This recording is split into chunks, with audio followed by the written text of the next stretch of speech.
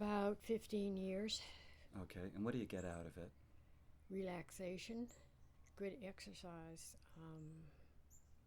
It keeps me functioning. It's good for the mind. Okay, and you wear very interesting gear when you swim. What is it? It's Salumbra or Coolabar protection from the sun, and it covers me from under my chin to my wrists to my ankles.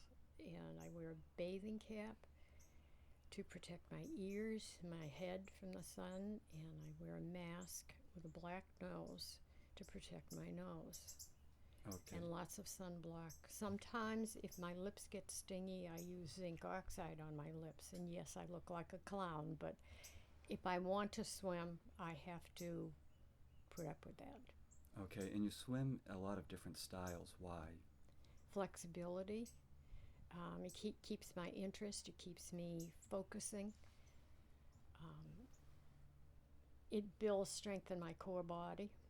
And what else do you do? What other exercises? I do floor exercises based on what I've learned over many, many years of doing yoga and modern dance, um, physical therapy, massage, so that I know some of the muscles and how they work in the body.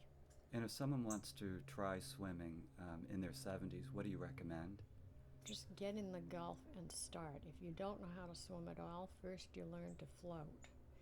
But I think most important, especially when you're learning, is to watch other people.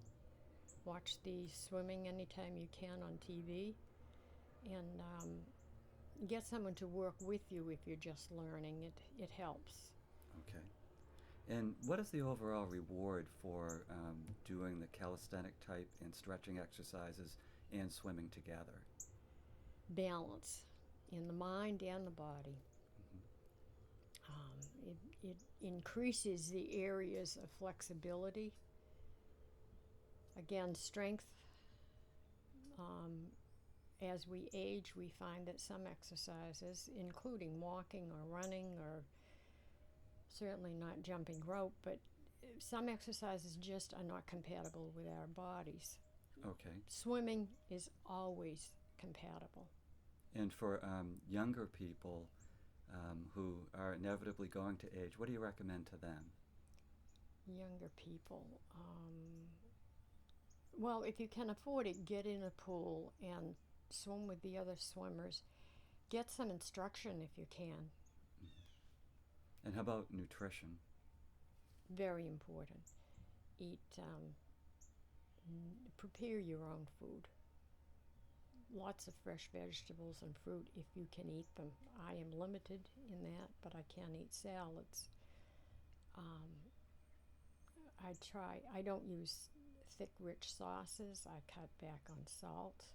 I use mostly only olive oil. I make my own olive oil butter mix, which is about a third of butter to 2/3 of olive oil.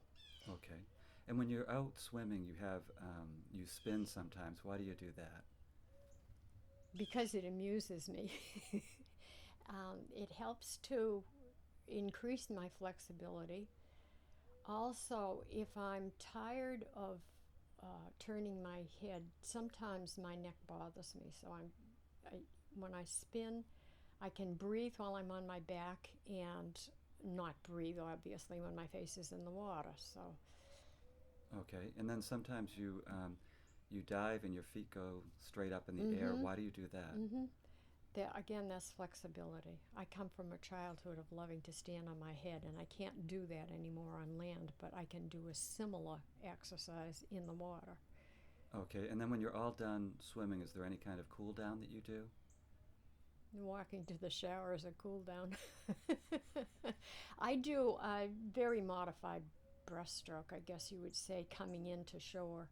Or sometimes I do a very shallow dive and I come up and I stand in the water and then I go back down again. It's just, I don't know, play with it.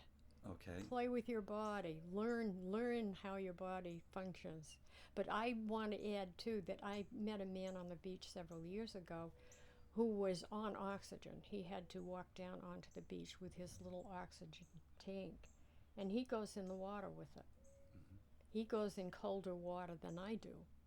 Okay. immerses himself very slowly. So, but he loves to be in the water. Okay, and one final question. Are Mm-hmm. you looking forward to your swim today? Absolutely. Okay. Thank you. You're welcome.